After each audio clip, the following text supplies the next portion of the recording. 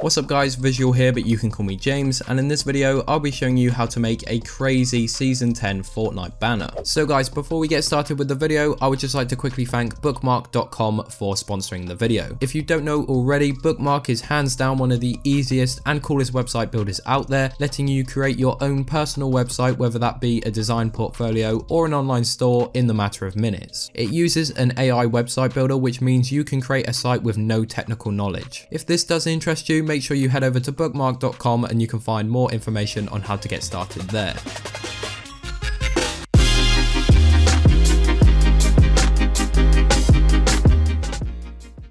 So guys, with the recent introduction of Season 10 in Fortnite, I thought that I would make a new banner tutorial. You guys showed so much love on my last one as well, so I thought, why not? As always, if you know your basics around Photoshop, then creating this banner is going to be fairly easy, and there will be only two resources you'll require in order to create it. First of all, you are going to need this free asset pack that I made to go along with the tutorial. Just make sure you go ahead and download that through the link in the description, and once you open it up, you will get a folder containing two files. So the first one here is a Photoshop document which you need to open up, and the second one here is the font that I use, so go ahead and right click on that and press the install button and you will be able to use that font. Also, in order to create this really nice 3D text effect here, you will need a separate program called Cinema 4D. If you do not have this program already, then I definitely recommend you get your hands on it, whether you purchase it or get it on the download. Okay, that's completely up to you. I don't condone that, but just make sure you have it if you want to achieve the same sort of results as this one. Not to worry though if you don't have this program, because you can just ignore that part of the tutorial and create your text inside Photoshop. For those who do have the program, you will need some sort of Cinema 4D Lightroom in order to create the text. Now you can find these online, however for the best results I would recommend my own personal Lightroom. I'll leave a link to it down below. It's really cheap, so check that out if you wish. Anyways, with that out of the way, if we can reach 500 likes on this video, then I will leave the template PSD to this banner in the description for you to download. Also, if you are new to the channel, make sure to subscribe. We're really close to 50k, and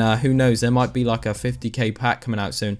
You didn't hear it from me. Okay, so to begin with, you will need to decide what sort of banner it is you are creating. As you can see here, I've gone with a Twitter header. However, if you want to make anything else, then just go ahead and Google the dimensions. However, I do understand that the YouTube banner sizing can be fairly complicated, so I will leave a link in the description to a plain YouTube banner for you to download. But like I said, I've gone with a Twitter header sizing, so it's fairly easy. I can go ahead and make a brand new document here, put the width on 3000, height on 1000, the resolution I can keep the same, and I'm going to change the background contents to black, and once you have done that, you can press create. As you can see now, the header is looking very plain, so we need to start adding stuff in. In order to do that, we're going to open up the asset pack, which you should have already downloaded. From there, you want to go into the skins and characters group, and you want to drag either the normal catalyst or the white variant. It's completely up to you. I think this one works a lot better, so I'm going to drag and drop that into my header, and from there you can go ahead, press Ctrl T on your keyboard and adjust the sizing. However, I like the current size of it, so I'm just going to move it around and find a good position for it on the header. Okay, so now that we have the character in, we need to work on the background. So go back into your asset pack, open up the stocks and lighting folder, grab layer number 1 and simply just drag and drop that into your header. Make sure you do have that layer selected, and now over on the right where the layers are, just move it down below so it is behind the Fortnite skin. Once you've done that, you can go ahead and adjust the placement of it using the move tool. As you can see, I'm going to put mine around about here, and you can press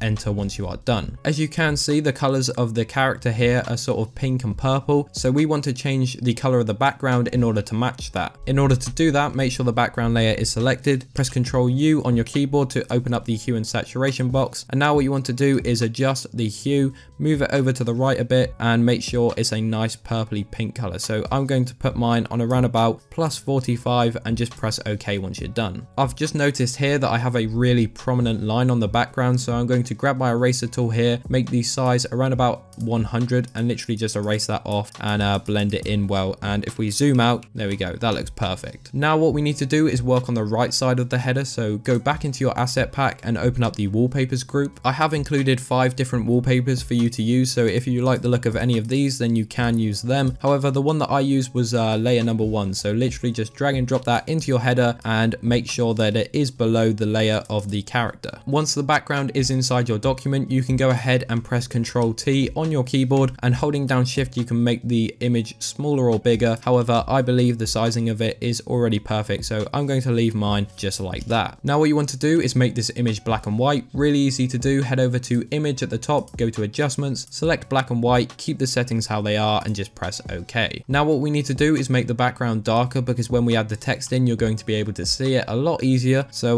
go ahead and make sure the background layer is selected, the one we just added. Go to opacity and change that to around about 30%. In order to make the background even darker, we are going to add a vignette effect, which is actually really easy to do. First of all, you want to make a brand new layer just above that image, the black and white one that is. Now what you want to do is head over to your brush tool, which is B on your keyboard, open up the sizing. Make sure it is on around about 750 and the hardness is on 0% because that is very important. Also make sure that the foreground color, which is basically the color of your brush, is selected as a full black color. Press OK once you're done, and you can now zoom out just because it's going to make it easier. So just Control- on your keyboard. Using the brush tool, you need to paint either side of the image, the black and white one that is. So go ahead and do the right side here, make a nice little curve just like I'm doing, and also do the left side just like that. And if it does interfere with the left side, then you want to delete it because it's not going to look any good there. So grab your marquee tool, just one of the ways you can do it, and go ahead and just highlight that left side up to around about there and just press delete on your keyboard. As you can see, the left side will be deleted and the vignette will only affect the right image. Currently it is way too strong, so what you need to do is go over to the opacity slider and just decrease it to around about 30%. And as you can see, if I enable and disable it, it just adds more sort of depth to the banner. Once that is done, you want to go ahead and open up your asset pack once again. You want to go inside the stocks and lighting group and you want to grab layer number 3. Simply just drag and drop that into your header. The sizing of this stock should already be okay. You can keep it how it is. The only thing I am going to do is actually move it down slightly. So I'm going to move it down around about here, only so it doesn't affect the text too much once we add that in. Now what you want to do is change the blending mode of the layer. So where it says normal there, you want to click on it and scroll down to lighten. And as you can see, the black background will be removed and this will be added onto that nice background we have. We now need to add some lighting to this header. So go back into your asset pack, make sure the stocks and lighting group is open, and you want to grab layer number 2. So just simply drag and drop that into your header, and you also want to make sure that it is below your character / skin and also above all of your background layers. So once it is behind, you want to press Ctrl T on your keyboard, and now holding down both Shift and Alt, you can make it bigger. I'm going to move mine down a little bit as well to around about here. Once you are happy with the sizing, just press enter on your keyboard. And now what we need to do is go ahead and change the color of this ball sort of thing. Make sure that that layer is selected, press Ctrl U on your keyboard. And now what you want to do is adjust the hue slider. So I'm going to move mine to the left here, around about 130 works well, and you can just press OK once you're done. We are now going to add more lighting. However, before I do so, just really quickly, I am going to blend these backgrounds in a little better, just because you can see where they join. So I'm going to click on the Fortnite image that's on the right, grab my eraser tool and just erase off that part just to blend it a bit better. And we can now add the lighting, as I said. So the first type of lighting I'm going to add is really easy. You want to make sure that that ball sort of stock layer is selected. I don't really know what to call it. And you want to make a brand new layer that goes above it, but it is still behind the Fortnite character. You now want to grab your brush tool, which is B on your keyboard, as I said before, and you want to increase the size to 850 pixels. If it's not on that already, then just increase it to around about there. Keep the hardness on 0%. And now what you want to do is change the foreground color, which should be on a full black color, to a nice bright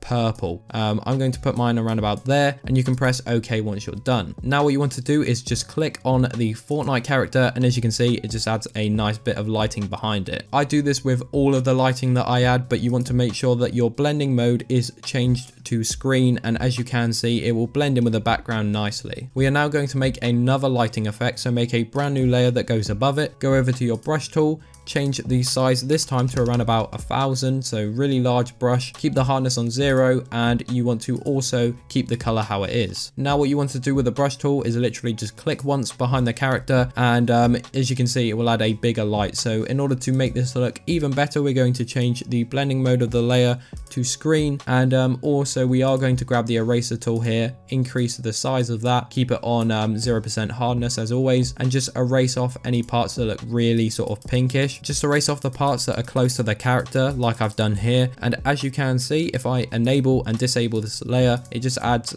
even more lighting to the image like I said. You now want to head over to your color adjustments at the bottom, and you want to scroll all the way up to brightness and contrast, and it now should make that layer just above the character. You can right click on it and go to create clipping mask so it only affects it and not the background. Now what you want to do is go over to your brightness slider at the top and just move that over to the right. As you can see, the more you increase it, the brighter the character will be. I'm going to put mine on around about 55, and you can exit out of that window once you're done. If I look at the original header I made here, you can see I added a nice lighting effect that goes around the skin. This is actually really easy to do. So what you want to do is make sure that the brightness and contrast layer is selected. Make a brand new layer above that so it's at the very top. Go over to your brush tool, which is B on your keyboard, and make the size around about 140. That will work well. Keep the hardness on 0 and keep the main foreground color on that nice purple we have. And from here, what you want to do is possibly zoom in if it makes it easier, and just basically outline your character. Like I'm doing here, you want to make sure that not too much light actually goes onto the character, because what we are going to do in a minute is clipping mask this. So yeah, don't worry if it is on the background, because mine is, as you can see. So once you've done that, right click on the layer and go to create clipping mask, and as you can see, it will only affect the character, but the lighting doesn't look too great. So what we're going to do is click on the blending mode and change it to screen, and that looks so nice. As I said, we do need to erase off some parts, so grab your eraser tool, make the size around about 120, anything around about there, and you want to just erase off parts that have too much lighting, especially the hands here. There is a lot of purple, so just erase it. You want to make sure that it is only on the edges basically, and not too much on the skin. As you can see, if I enable and disable that, it now blends in really nicely with the background that we have going on. We are going to add even more lighting to make it look a lot better, so make a brand new layer, go over to your brush tool, and this time decrease the size to around about 100 as I have here. The hardness is on 0 still, and the foreground color this time is a nice pink. Instead of that purple, you want to change it to a nice bright pink. Press OK, and you can now zoom in to do this if it makes it easier, and you want to basically just click on the character's eyes. Now change the blending mode of that layer to screen, and if I enable and disable that, you can see it just looks a lot nicer and it makes them pop a lot more. Now that that's done, we're going to use some pink lighting on the ball here that the catalyst is holding. So make a brand new layer. Zoom in if you need to, so Control plus, and keep the brush on around about 100. I've actually moved mine up to 155. It doesn't really matter, and like I said, keep that pink color. Press OK once you're done, and you just want to add a nice light on top of that ball. Change the blending mode of that layer to screen, and as you can see, looks really nice, although it doesn't actually stand out too much. In order to fix that, we're going to make a brand new layer, go back over to the brush sizing and increase it even more. We want it on around about 270 to 270. That'll do. Keep the pink color, and now just add that brush one more time and change the blending mode of this layer to screen as well, and as you can see, that adds even more lighting to that ball here that he's holding, and that looks really good. Okay, so the header is almost done. We now need to add our text. So open up Cinema 4D. If you do not have this program, as I said, you can just add some 2D text in Photoshop. But for those who do have it, make sure your Lightroom is opened up. As I said, if you want to use my personal Lightroom, the one that I use, a link to it is in the description over on my store. You can purchase it. However, once you do have it opened up, you can add your text. For this one, it's easy because I can literally just click on the text and change it. So I'm going to actually change this to, I don't know, say name. I'm now going to change the font, which is really easy. Just click on your text, go to where it says font there, select that, and you want to scroll down until you find the font that you want to use. The one that I am using is called Terminator, so I'm just going to scroll down until I find that. There we go. If you do want this font, as I said, it is included in the asset pack for you to download. As you can see, I have one main piece of text. Now, if you want to add two, just like I've done on the example, it is really easy. You just want to make sure you click on the text and then press Control Control C and then Control V on your keyboard, and it will then duplicate it. From here, you want to use the green arrow just to drag it up, and you will then see it. You can go over to where it says text and change it to whatever you want. So I'm going to type in your. Now this new text I want a lot smaller, so in order to do that you want to press T on your keyboard, and that will open up the scale tool, and now you can just drag and make this smaller. You don't need to hold shift or anything, just make it smaller like that. I'm going to put mine around about there. This is looking really clean. So now what I'm going to do is add a texture onto both of them, because if I do a render preview here, you can see the text looks really boring. So what I am going to do is drag and drop some of the textures that I have in my Lightroom. Depending on your Lightroom, you may have some similar ones or you may have none at all. Now, if you do want the ones that I have, of course, like I said, just get my Lightroom. I'm going to use Matte 9, which is basically just a nice, really clean white texture. And it's as simple as just clicking on it and dragging and dropping it onto the text you want. So I'm going to make the name text white, and I'm going to use the one that's next to that Matte 9 texture. Well, it's called Matte 9 still, but it's the purple one. And I'm going to drag and drop that onto the top text. So now I have some nice purple text at the top and I have some nice white text at the bottom. I'm now ready to render this text. One thing I am going to do is actually rotate it so it is facing forward a bit. So just grab your rotation tool, which is next to the scale one, and using that red line you want to actually move it up. So I'm going to move mine around about there, and I'm also going to click on the top text, and using the green arrow here, I'm going to move it down a bit. Anyways, once you are happy with it, you want to go over to the edit render settings button, which is the little cog with the clipping board. From there, you want to go over to the save section, and you want to go over to where it says file, and literally just click on that, find a destination you want to save it in. I'm going to leave it how it is, and also you want to make sure the format is on PNG and alpha channel there is selected. Once you've changed those settings, you can exit out of it and press the button to the left of it, which is basically render. I'm going to overwrite that there, and as you can see, this won't take too long. It should happen in like around about 10 seconds, depends on your computer. You will have your text fully rendered, and now what you can do is open up Photoshop. You can now go ahead and locate wherever your text is saved, and once you have it, just drag and drop it in. I'm going to use this Phase Ewok one here. It's exactly the same, just a different name. Once your text is inside Photoshop, you can of course increase or decrease the size of it. I think this looks really good here. I'm just going to move it down a little, and yeah, that looks really good. So just enter on your keyboard once you are happy with it. Now what we are going to do is add a layer style onto this, because currently it looks very boring, and if we look at my example here, we definitely need to make it look a lot brighter. So in order to do that, first of all, you want to make sure that that text layer is selected, right click on it and go to rasterize layer, and from here you want to go back into your assets pack, open up the first folder, which is called 3D text layer styles, right click on the one that is there and go to copy layer style, and from there you can go back into your header document, right click on the text that you have and go to paste layer style. As you can see, it will look a lot better now that it has a layer style on it. However, it's still not that bright, so what I'm going to do is add some stuff onto it. In order to do that, you first want to right click on the layer and go to rasterize layer style. So now it is literally just a single layer and we can add stuff onto it. First of all, I'm going to add some lighting, so make a brand new layer that goes above that text, and go over to your brush tool, make the size, I'm going to say around about 196, yeah, that'll work. Keep the hardness on 0 as always, and you want to change the foreground color here to a nice white color. Once you've done that, press OK, and using your brush tool, you literally just want to create a nice line going across the bottom like so, and you can then right click on that brush layer and go to create clipping mask, and as you can see, it will now only affect the text. From here, what you want to do is change the blending mode of the layer to overlay, and that looks a lot nicer. What I am going to do is actually decrease the opacity of it to around about, I'm going to say 70% will do.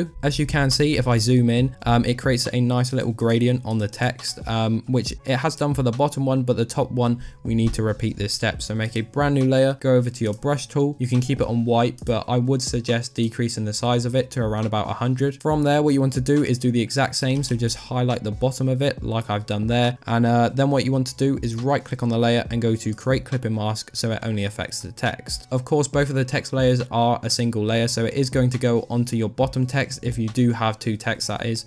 So in order to delete that, you can use your marquee tool to select it, delete on your keyboard, and now what you can do is change the blending mode of this layer to overlay once again. And for this example, I'm actually going to keep it on 100% opacity because I think it looks really nice. Now, although the text is looking really clean, what we do want to do is add a nice texture. So go back inside my asset pack and open up the stocks and lighting group and drag and drop layer number 4 into your header. From here, what you want to do is actually make sure that it is covering all of the text, so make it bigger if needs be. And from there, you want to right click on it, go to create clipping masks so it is on that text, and from there you want to change the blending mode of the layer to soft light. This does look really good, although it has made the text darker. So in order to lighten it up a bit, we're going to make a brand new layer. You can actually clip and mask it first because it may be a bit easier. Go over to your brush tool, make the size around about 700, and the hardness you can keep on 0 again. The color needs to be white, and from there you want to actually just click on random parts of the text. So I'm going to click here, I'm going to click down here and over here. So I've clicked at the top, left and right. After that, you want to change the blending mode of the layer to overlay, and as you can see, if I enable and disable it, it's just basically added more lighting, well, more white light to the text. I'm going to make a brand new layer once again, keep the white brush, it doesn't matter about the size, just keep it how it is, and just cover the whole text. Right click on the layer, go to create clipping mask. From here, you want to then change the blending mode of that layer to overlay, and you now want to actually decrease the opacity to anything that you think works. I'm going to put mine on around about 18%. The last effect that I would like to do on the text is a nice sort of glow around it. In order to do that, make sure the text layer is selected, press Ctrl J on your keyboard to duplicate it, and now using that bottom text layer, you want to go to filter, select blur, and go to Gaussian blur. Once the tab does open up, you want to increase the radius to around about 9. Yeah, that will work. Press OK once you're done, and you then want to change the blending mode of this layer to screen and decrease the opacity of it. I'm going to put mine on around about 54%, and as you can see, it creates a really nice glow on the text. Now the text is done, we're going to add some small little details to the banner to improve it even more. So if we head over to our example here, you can see I added some half tones, which are like these little particle things in the bottom right corner and also in the top left corner. So in order to do that, open up your asset pack and go in the half tones and particles folder. You want to drag and drop layer number 1 into your document, and from here you want to adjust the position of it. So Ctrl T and rotate it. Once it is positioned to your liking, you can click on the layer and change the blending mode to overlay, and you can then press Ctrl J to duplicate that layer and then move it somewhere else. I'm going to rotate it here and add it, like I said, to the top left corner, and boom, there we go, that is done. Okay, so now that's done, the only other detail I would add before like the color correction, which will finish it off, is any social medias or sponsors. Of course, I created mine for a phase member, so I added the phase sponsors, but if you're making this for yourself or a friend or whatever, you can add some social medias. Literally just don't go overboard, keep the text white, and it should look completely fine. So I'm going to move these sponsors here, and there we go, that looks good. It also actually covers some of the blank space that we have on the header. Okay, so now that the sponsors are done, we are going to be adding the final effects just to make this header look 10 times better. In order to do that, you want to merge it into a single layer. Really easy to do, just press shift on the top layer, shift on the bottom. From there, what you want to do is press that little nice group icon, and it will group all of the layers into one. You can now press Ctrl J on your keyboard to duplicate the group, and then Ctrl E to merge it into one single layer. Using my move tool now, if I drag this down, you can see the sizing of this is very weird. So we want to cut it, and in order to do that, you want to grab your marquee tool, select all of the header, right click and go to layer via cut, and now as you can see, it's literally just the header sizing. Once that layer is selected, we are now going to add the final color correction. So to do that, you want to head over to filter and select camera raw filter. Now this may look confusing at first. I do have a full video tutorial dedicated on how to actually use it. However, if you're new to it, you can still follow along here because it is fairly simple to use. So the first slider here is temperature. You want to actually move this over to the left on around about -18. You then want to move your mouse down to where it says contrast and actually increase that to around about +10. After that, you will see highlights. You want to actually increase that to around about +5, nothing much. You can also go ahead and increase the saturation of the header if you wish. I believe it looks completely fine, but if you want to increase it a little, you can do so. Once you've done that, you have now finished with the basic tab, so you can head over to the next one, which is use curves, and from here you want to create a nice S shape. So drag the top part up a little and the bottom part down. So my input is on 20 and output is on 17 if you do wish to copy that. Once you've done that, you can head over to the next tab, which is sharpening, and you want to increase the amount to around about 45, and you can press OK once you're done. If I enable and then disable this layer, you can see it makes a mad difference. The camera raw filter, it literally looks 10 times better.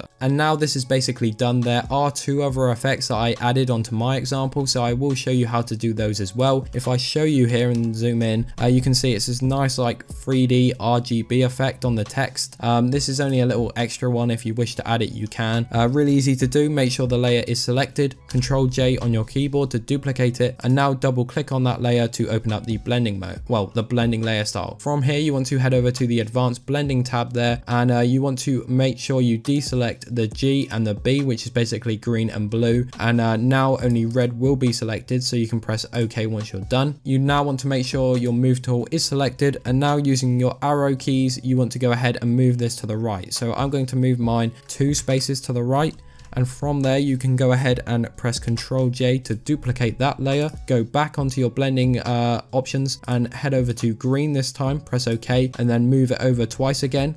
And then you can press Ctrl J again and go back over to your blending modes. This time select blue, deselect green as well. I forgot to mention that. Only one needs to be selected. After that, you can then move that one over twice using your arrow keys. And if I zoom in, you can see it adds a really nice effect. I think it works perfect for this header. The only other effect I added from here was a nice sort of glitchy cutout. I don't know what to call this, I'm not gonna lie. If I zoom in here, you can see I basically just cut out parts of the header and like flip them, and it creates this nice sort of glitch effect. Really easy to do. So what you want to do is merge all of these layers into one. So just shift on the top, shift on the bottom, because you've got all of these RGB ones, and then just press Ctrl E on your keyboard to merge them. From there you want to press Ctrl J on your keyboard to then duplicate that layer. Now what you want to do is grab your marquee tool, which is just below the move tool, and make sure it's on the rectangular one. Highlight anywhere on the header, just like a small box like that, well, a small rectangle. And now what you want to do is hold down shift, and that will let you basically add as many as you want. So I'm going to just add a load of rectangles onto the header like so, and from there you can right click anywhere and go to layer via cut, and now all of these will be in a new layer. Make sure this new layer is selected, press Ctrl T on your keyboard, right click anywhere and go to flip vertical, and as you can see it will basically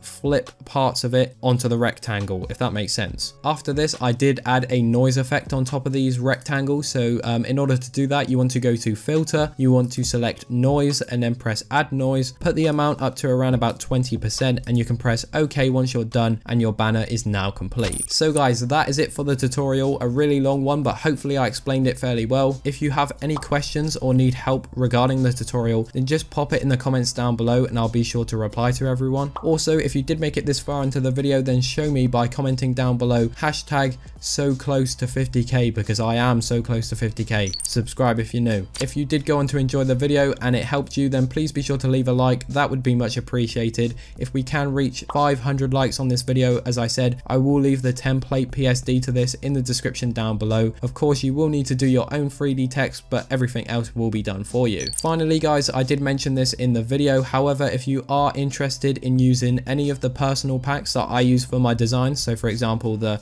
Cinema 4D Lightroom, then make sure to check out my design store. Over there I have, like I said, all of my personal packs, so be sure to check that out. And yes guys, that is it for the video. As I said, hopefully you did go on to enjoy. This has been Visual or James, and I'm out. Peace.